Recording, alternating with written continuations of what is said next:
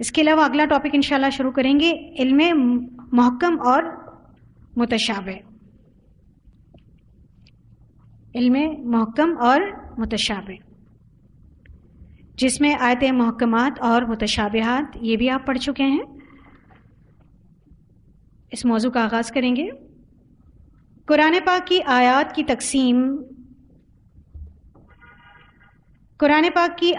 تقسیم آیات محکمات اور متشابہات کے طور پر بھی کی جاتی ہے. یعنی قرآن پاک کی آیات کو جب تقسیم کیا جاتا ہے تو محکم اور متشابہ آیات کے اعتبار سے بھی اس کی تقسیم کی جاتی ہے. محکم لفظ حکم سے نکلا ہے، جس کے معنی ہے مضبوط، مستحکم. آپ اگر کوئی ایک یا دو معنی بھی لکھ لیتے ہیں تو کافی ہو جائے گا.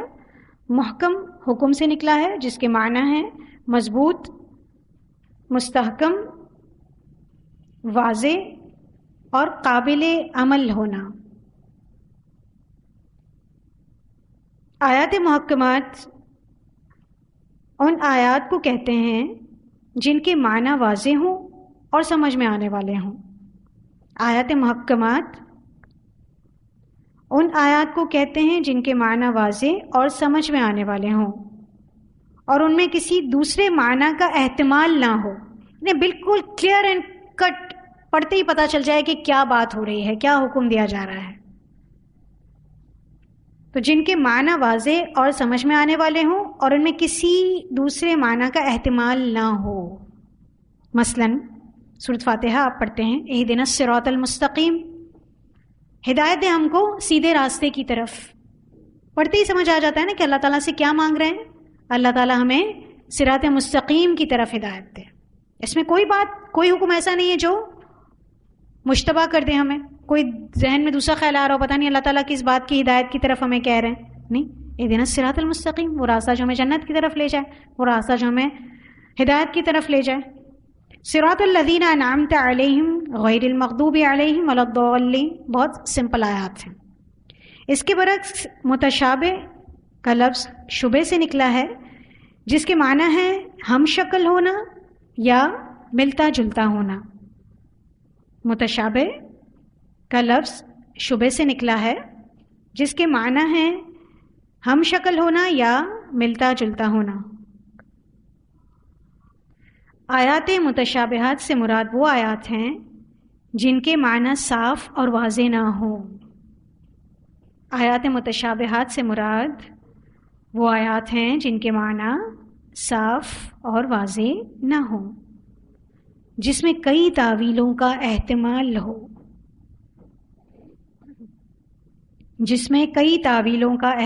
ہو.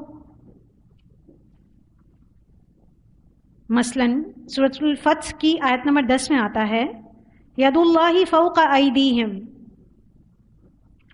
جب بیعت رضوان کر رہے تھے صحابہ کرام تو اللہ تعالیٰ فرماتے ہیں ید اللہ فوق ایدیہم.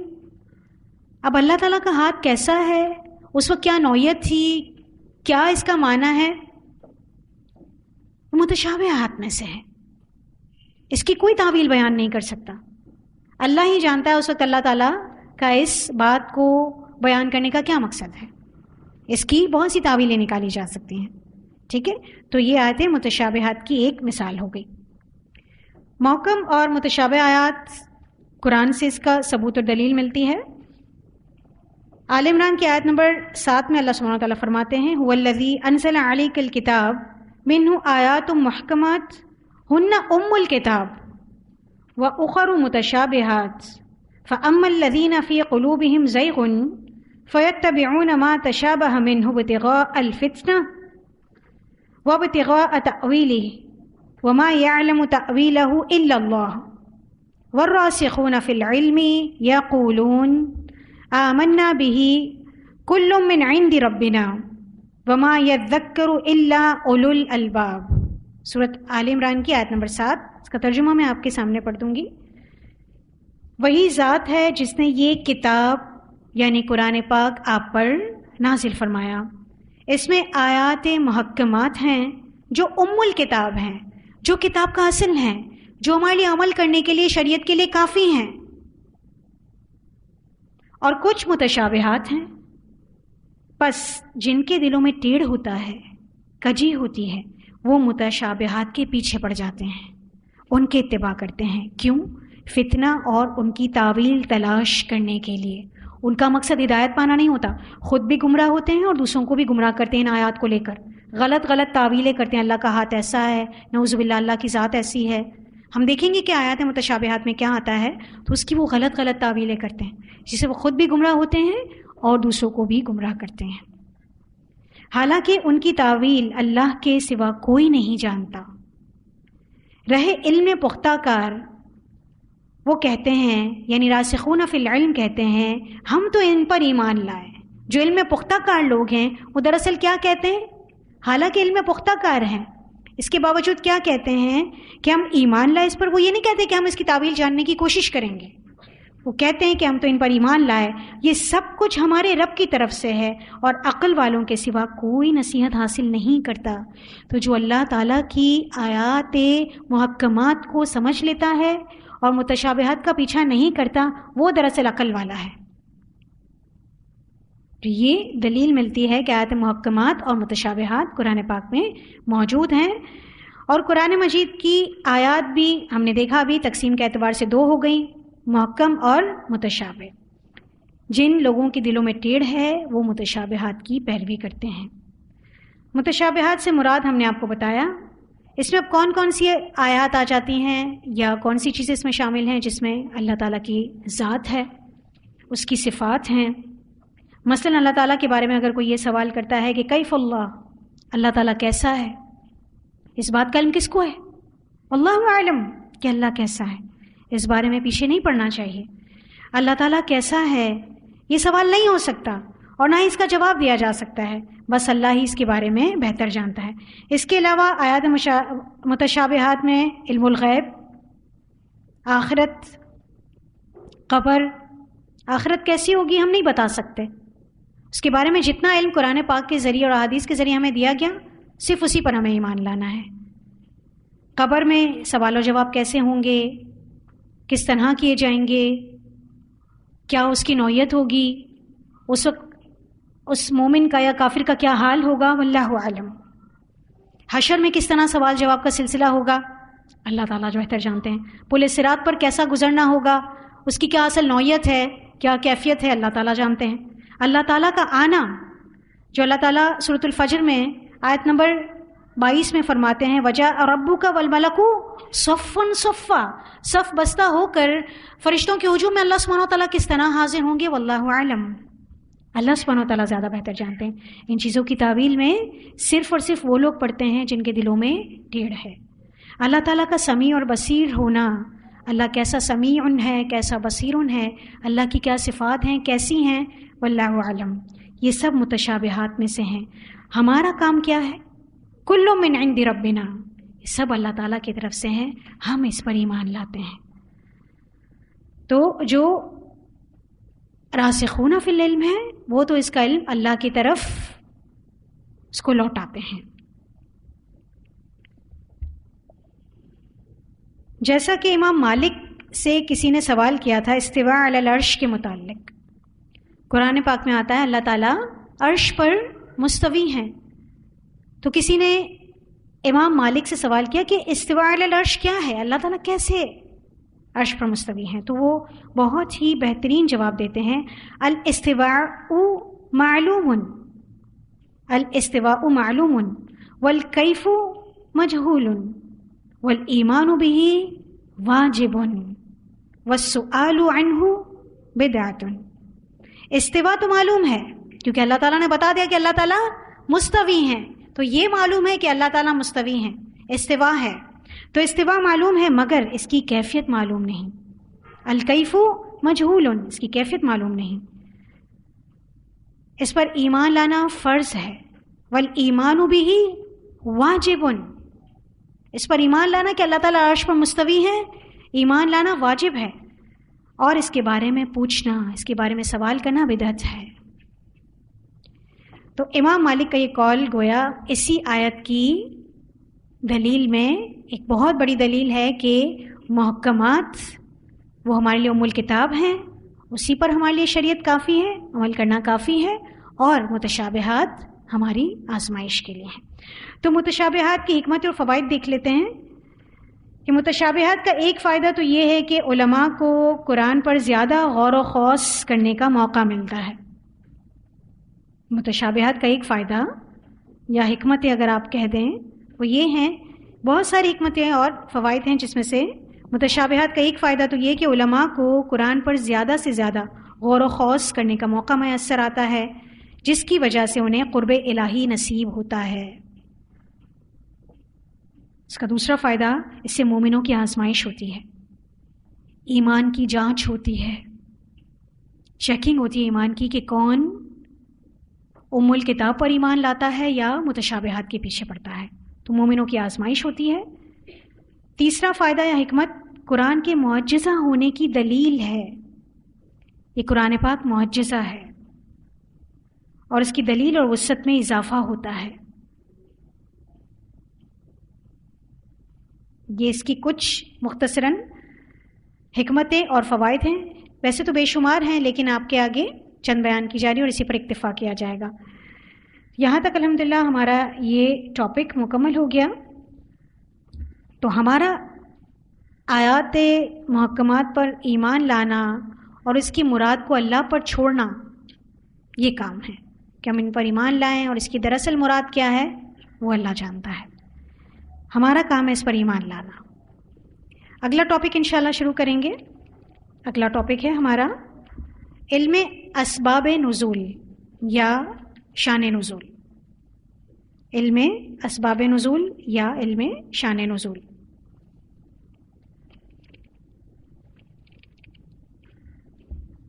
وقتاً فوقتاً آپ تفسیر میں شان نزول پڑھتے رہیں تاکہ آپ کو قرآن پاک اچھی طرح سمجھ آ سکے کہ کیا واقعہ ہوا تھا یا کیا حادثہ ہوا تھا یا کیا اس وقت سینیریو پیش آیا جس وجہ سے اس آیت کے یا اس صورت کے نزول کا سبب ہوئی۔ تو علم اسباب نزول یا علم شان نزول میں ہم اسی چیز کو پڑھیں گے۔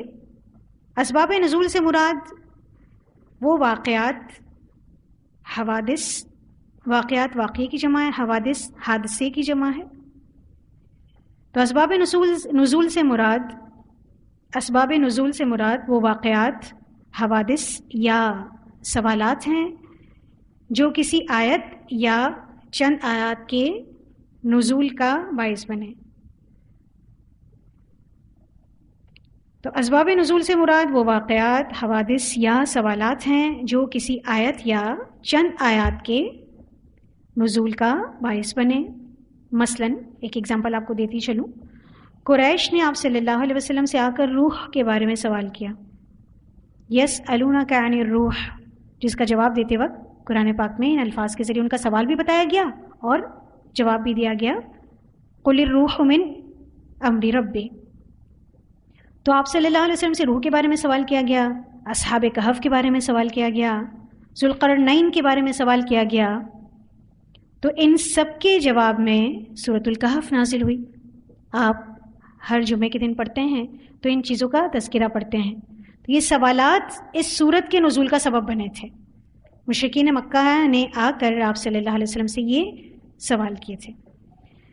یا پھر ایسا بھی ہوا، ایک تو یہ سوالات سبب بنے، ہم نے آپ کو مثال دی، یا ایسا بھی ہوا کہ آپ صلی اللہ علیہ وسلم یا صحابہ کرام کے دل میں کوئی خیال آیا، کوئی بات آئی اور جلدی اس کے مطابق کوئی آیت نازل ہوئی یا چند آیات نازل ہو گئیں یا کوئی صورت نازل ہو گئی، اور وہ آرزو یا وہ خیال اس صورت کے یا اس آیت کے یا ان چند آیات کے نزول کا سبب بنی۔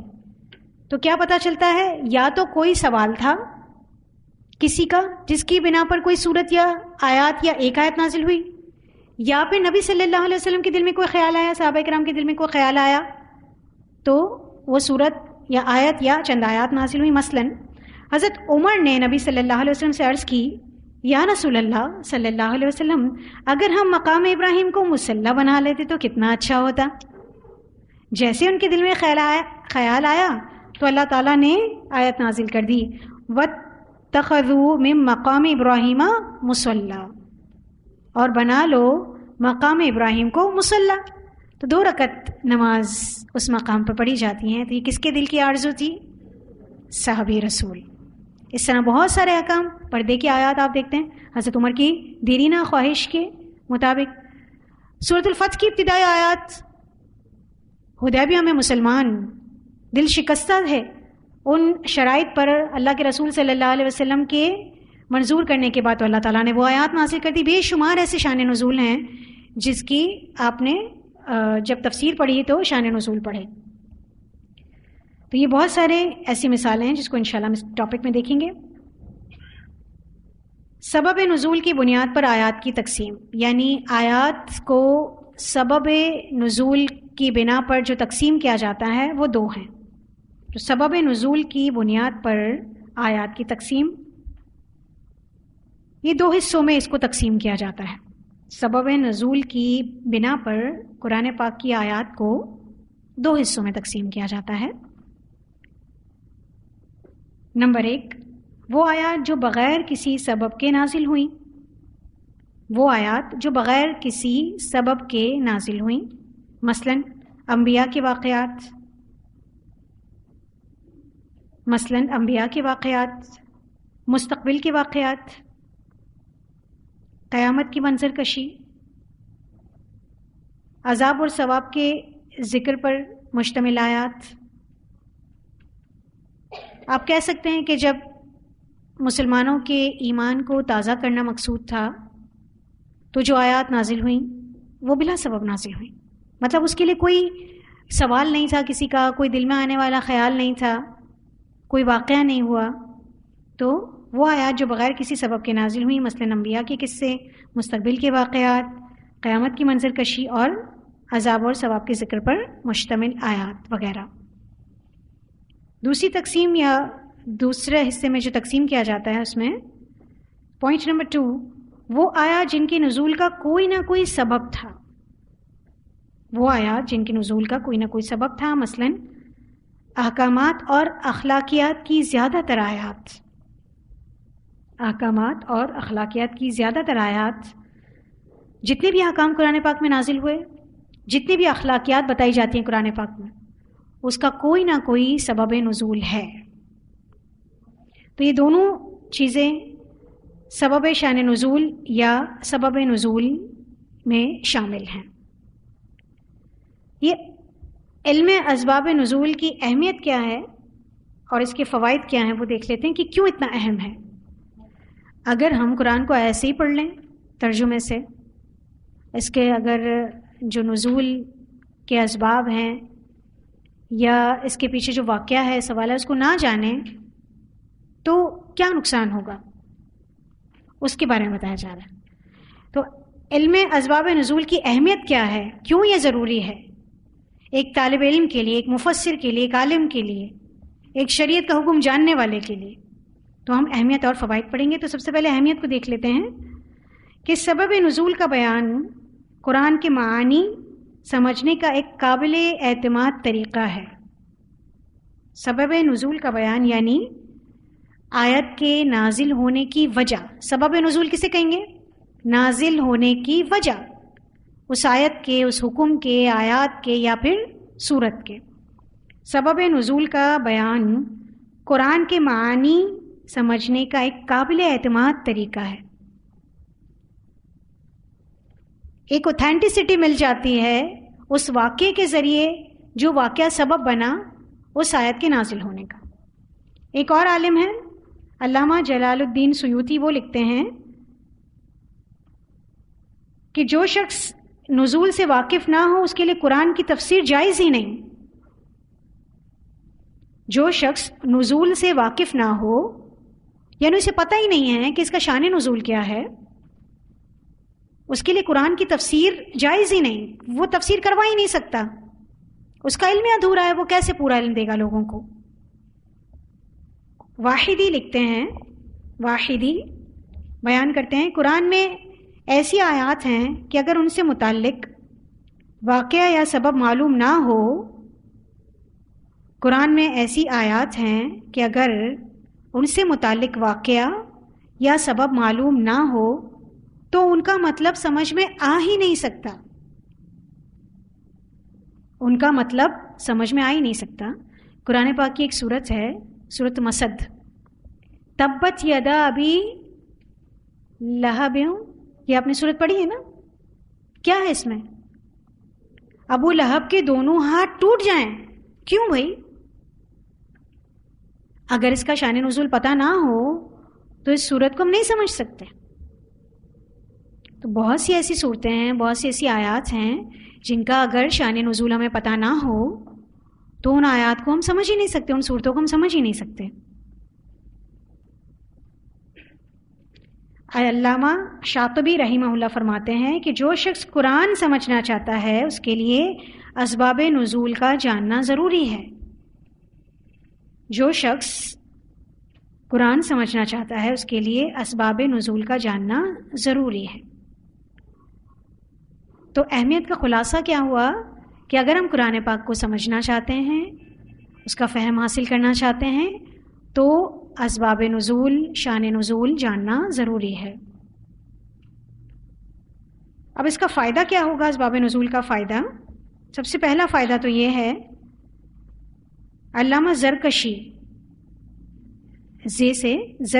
علامہ زرکشی فرماتے ہیں کہ اسباب نزول جاننے کا پہلا فائدہ یہ ہے کہ اس سے احکام کی حکمتیں معلوم ہوتی ہیں، یعنی یہ حکم کیوں نازل کیا گیا ہے، اس کی کیا حکمت ہے وہ معلوم ہوتا ہے۔ تو فرماتے ہیں اسباب نزول جاننے کا پہلا فائدہ یہ ہے کہ اس سے احکام کی حکمتیں معلوم ہوتی ہیں،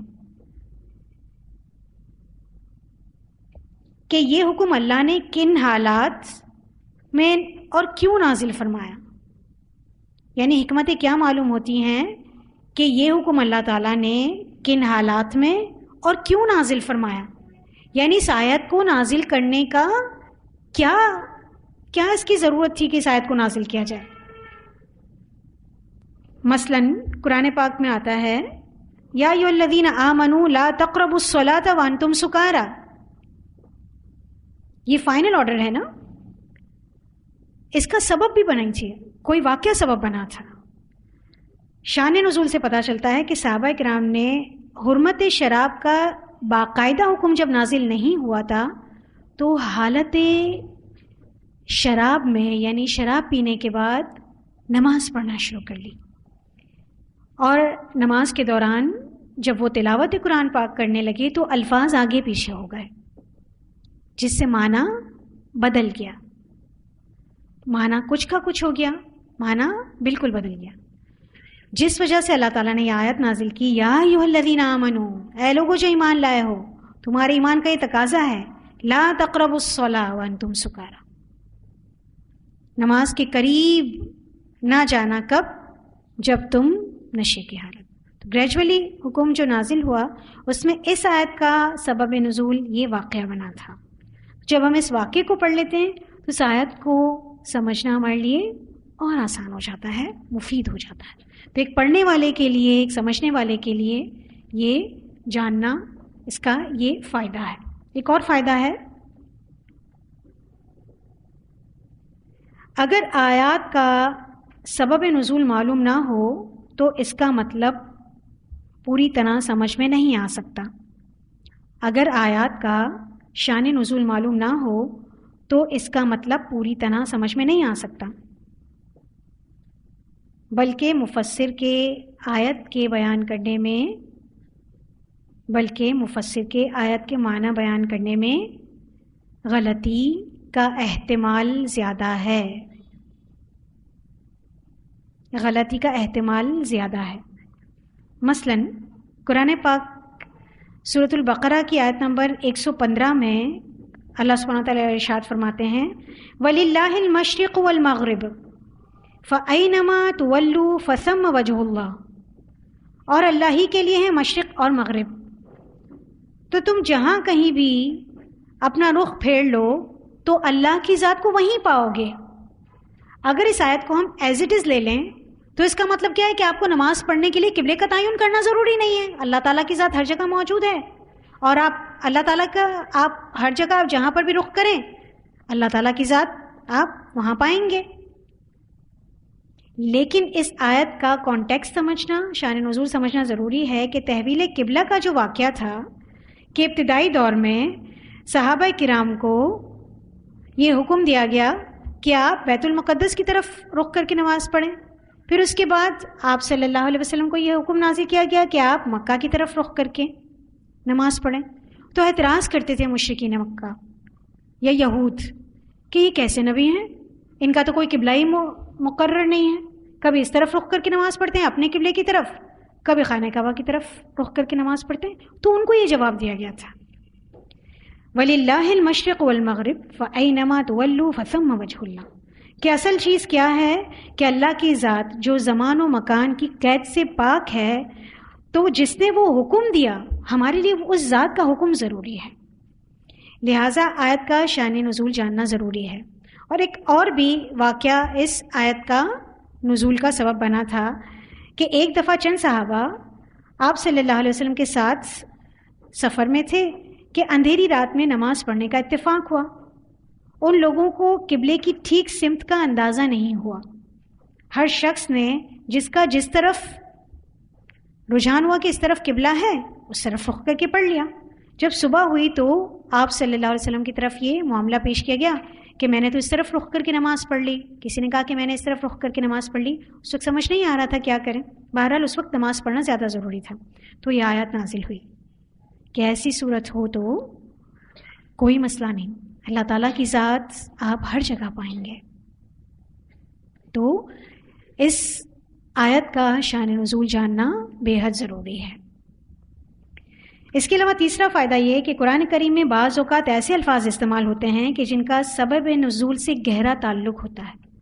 یعنی کچھ ووکیبلری اللہ تعالیٰ اسپیشلی اس آیت میں ایسی ڈالتے ہیں جس سے سبب نزول، جس کو جاننے کے لیے، اس ووکیبلری کو جاننے کے لیے سبب نزول جاننا ضروری ہوتا ہے. تو اس کو میں دوہرا دیتی ہوں. قرآن کریم میں بعض اوقات ایسے الفاظ استعمال ہوتے ہیں جن کا سبب نزول سے گہرا تعلق ہوتا ہے. اگر تو سبب نزول معلوم نہ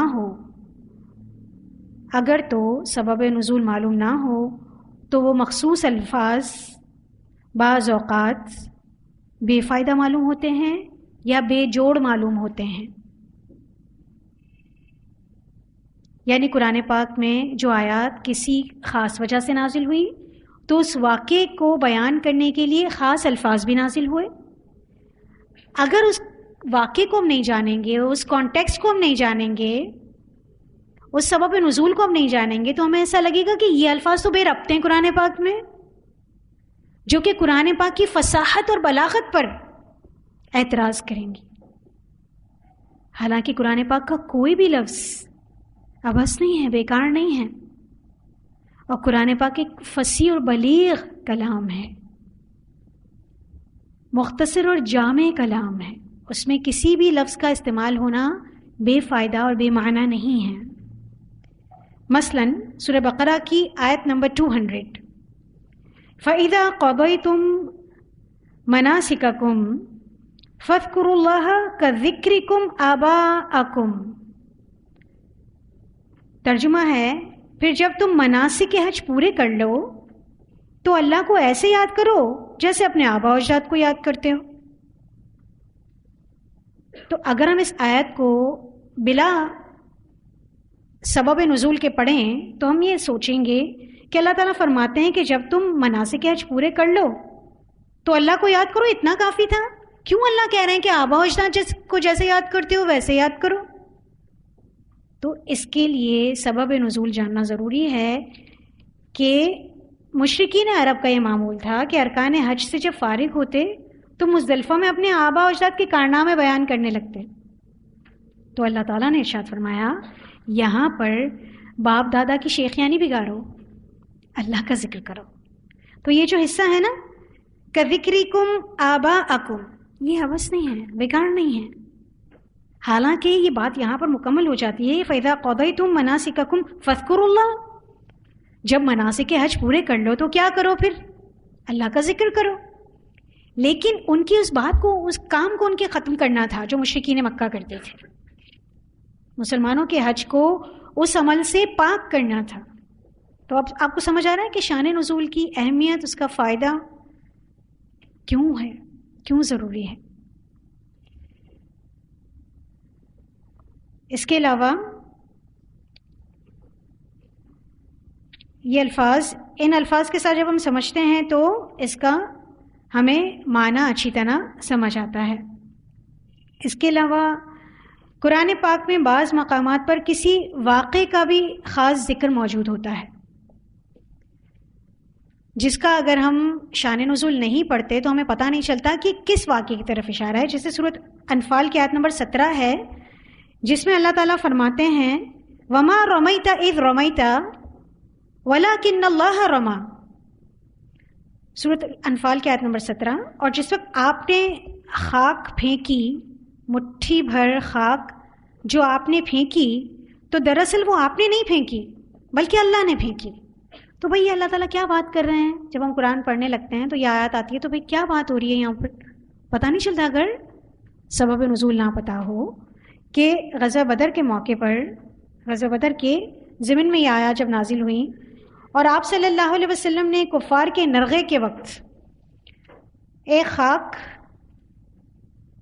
مٹھی بھر جب پھینکی تو آپ نے دراصل نہیں پھینکی، وہ اللہ نے پھینکی کہ اس کے ذرات، اس کے کنکر 1000 لوگوں کے لشکر میں سے ہر شخص کی آنکھ میں گئے، جس سے وہ لشکر منتشر ہو گیا، ان کی شکست کا سبب بنا.